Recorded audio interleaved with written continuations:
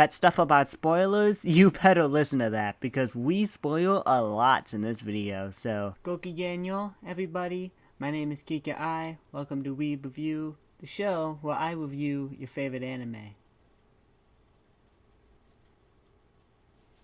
Welcome back, Higurashi. Oh, how much we missed you. My love for Higurashi goes beyond what it once was. If you still believe that Higurashi is just a murder show hidden beneath the cutesy cover, then you have a lot of catching up to do, my friend. This isn't just a whole anime about 5 kids anymore. We're at the point where 2 witches with the powers of time are battling it out, and it is freaking amazing. Before we talk about Go, though, I want to briefly review how we got here, because let's be honest, you don't want to watch my first Higurashi video. It's just something you don't want to do, and I refuse to allow you to go through such torture. Higurashi, or When They Cry, or When the Cicadas Cry, or whatever the hell you want to call it, is a visual novel series turned into a very successful anime. The visual novels are written by Ryukishi07, I'm sorry if I mispronounced that, and are all on Steam. The first game is free to play, but all the other games cost $8 a piece, so be prepared to spend. Or you can watch gameplays on YouTube if you want to be that guy. The original anime was made by Studio Dean and was directed by Shiaki Kon. It was a massive hit, being one of the most popular horror anime of all time, with its only issue being a hilariously out-of-date animation and art style. Some people love the art, I do not, I never did. After 2 seasons, the series was thought to be over by non-visual novel readers, including myself. OVAs were released, and even what was thought to be a spin-off series in Yumaneko. But, it turns out, the original series was just one piece of the very long, very convoluted puzzle known as Higurashi, as Go continues things in a direction I never saw the series going, and also seems to connect things with Yumaneko, making this one ginormous universe. Great, now I have to watch Yumaneko, and here I was putting it off for 2 years. So let's talk about Go, shall we?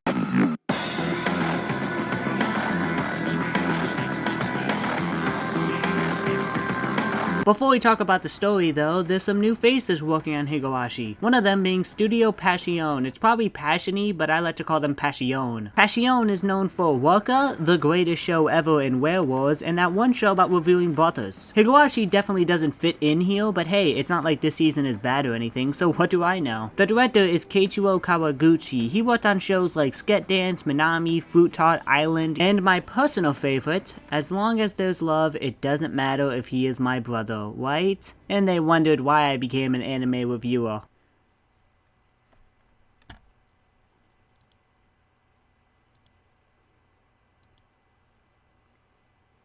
What? That's about it for the staff. No other notable people here.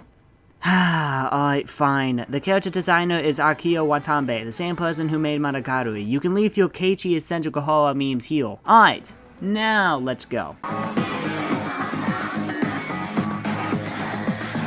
Higurashi Go continues where we left off last time. After the happy ending Kai had, we learn that Rika has to revisit the village once again because apparently a century isn't long enough. We learn why she has to later though. I'll admit, Higurashi Go starts off a little slow. The best way to describe Go's first 15 episodes is imagine you were playing a visual novel. You don't keep the same story with the same outcomes. No. You alter the routes, you make different decisions, and you see how your choices change the outcome. That's basically the first half of Higurashi Go. You see Rika make slight changes and you see how the outcomes change, with the whole goal being she has to find the happiest ending possible so she can move on from this goddamn village. For example, the first part features the Rena arc again, but instead of Keiichi getting paranoid and hurting his friends, Rika calms him down and he learns to trust his friends more. This leads to Keiichi letting Rena in. No finger getting stuck indoors scene this time, however, it still ends in travesty. That's basically all Go is, until, finally, a happy ending.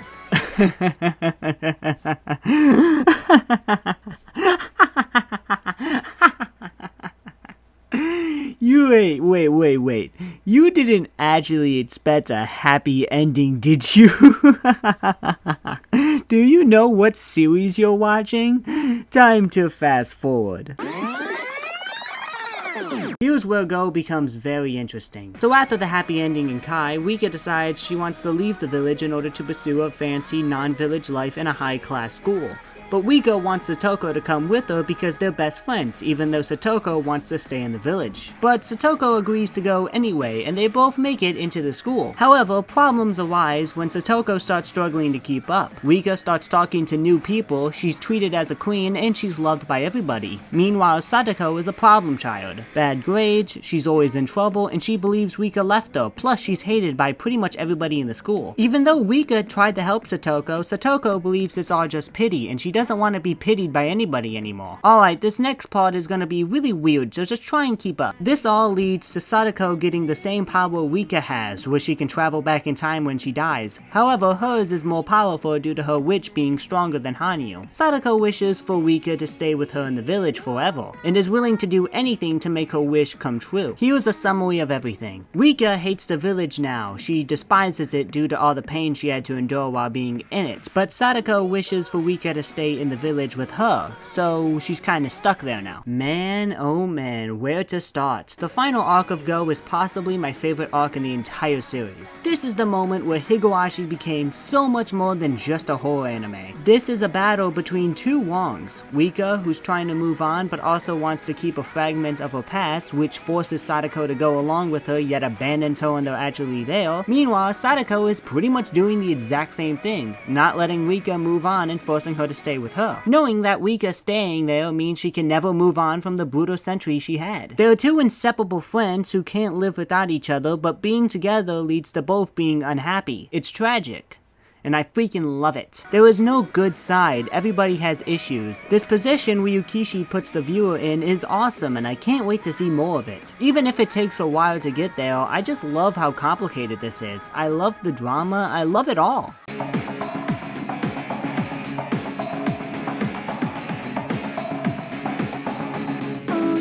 Let's begin with Rika, since let's be honest, Rika is the main protagonist at this point. Sorry Keiichi, but you aren't a time-traveling god now, are you? She's still adorable and really fun to follow, and seeing Rika almost driven to suicide makes my heart hurt. She's too pure to be thinking like that. Wait, I take that back. It's tough to look at her the same now. Considering what Satoko said, even the Nipa just feels fake. I still like her character, but the previously mentioned war between friends just puts a damper on my opinion of her. I think I'm supposed to be feeling this way. Same with Satoko, in all honesty. It's weird seeing her be evil. I mean, here's a girl who, even in season 1, she was always a victim. Sure, she was a bully in the OVA, but that's a different universe where bad things didn't happen to her. She went through a family tragedy, she lost her brother, her uncle and aunts abused her, she gets murdered by Shion, the village leaders hate her for something she didn't even do, and now Rika, someone who's been her only family for years now, is completely ignoring her. Here's that same character who's been a victim the entire series, becoming a Rika-obsessed maniac. What's worse is this is not the curse. We saw how the curse affected Rena, but this is not the curse. She was cured of it already. This is just how messed up her life was. Everything that happened to her culminates with this. Once she was put in a bad environment that constantly stresses her out with a best friend who barely talks to her, she loses her mind. We've seen before that Satoko cannot function alone. Whether it's Satoshi, Rika, or Keiichi, Satoko has always needed somebody as an emotional crutch. Now when she's all alone, she's depressed. In a way, I'm on Satoko's side. Rika abandoned her despite saying she'd be with her, but Satoko also refuses to allow Rika to follow her dream, making her just as unlikable in my opinion. It's quite the position to be in as a viewer. I love her new antagonist War. She even has her own Ryuk. She's got a lot of power now, and instead of using it to save her friends like Rika did, she's using it for herself. There are also other characters. Hey, you forgot there were other characters, right?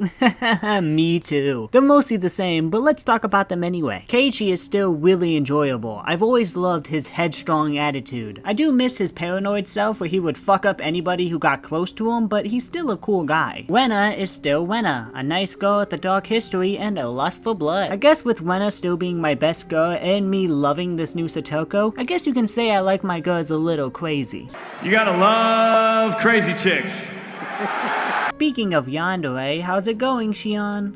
Granted, we don't get to see her Satoshi arc this season, but we do see glimpses of her crazy side. Her character is basically, I will run over 500 babies just to see Satoko be happy, which I'm sure is a sentiment many of us can relate to. Finally, Mion. She still loves Keiichi, but she doesn't go insane this time due to Rika. I say she doesn't go insane, she still murders people, but there's no fingernail scene or nailing finger scene, so that's a good thing. Besides that, I never really liked Mion that much. She's fine, but she's just in the shadow of her way more interesting sister in my opinion. The characters are mostly the same, but Rika and Satoko bump this cast up to a positive. Keiichi, Rena, Shion, and Mion all take a back seat to this new story, and yes, that's unfortunate. But I love this new side to Satoko's and Rika's personalities. If sacrificing the entire cast for just a season of these two is what has to happen, then I am okay with it.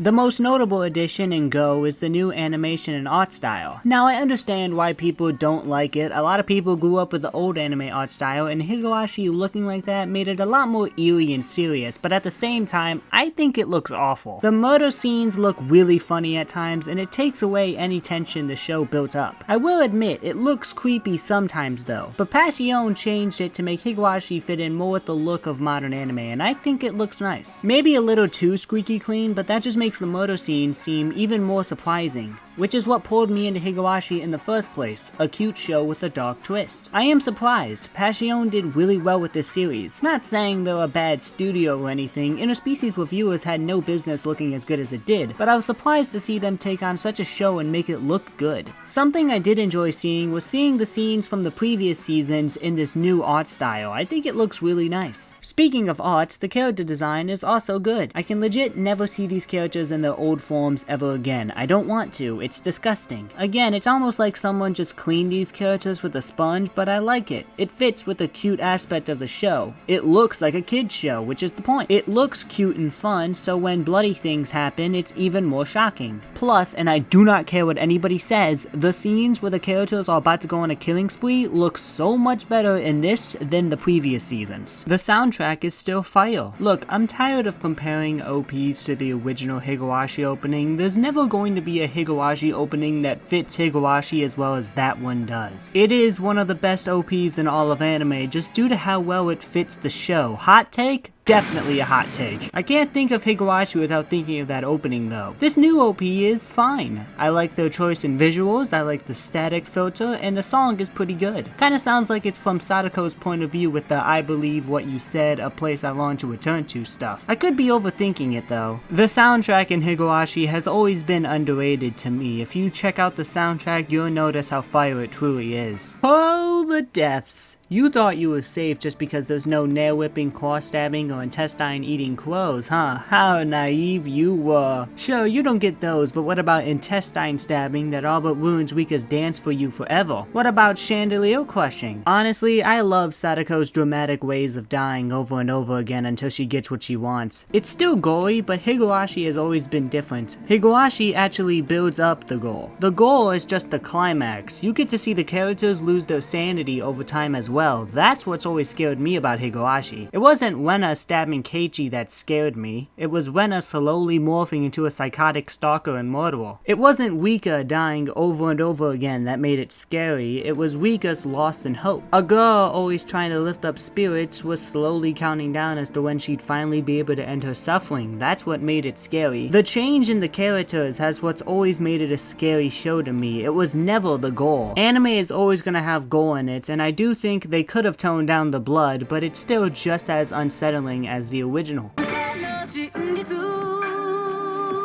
Higurashi Go is an interesting new arc in the Higurashi series. A lot of viewers will be turned off by this new arc. Some might be wondering why this season even exists, but it seems to me that Ryukishi07 has more to add to this story. This is his vision, and I don't see anything wrong with that. A lot of people don't like the new art style. I love it. I think Go is my favorite season so far just due to how interesting the final half was. I'm excited to see where this goes.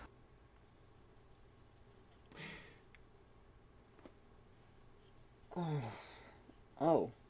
Sorry guys, I don't know what came of me there. The hell is this?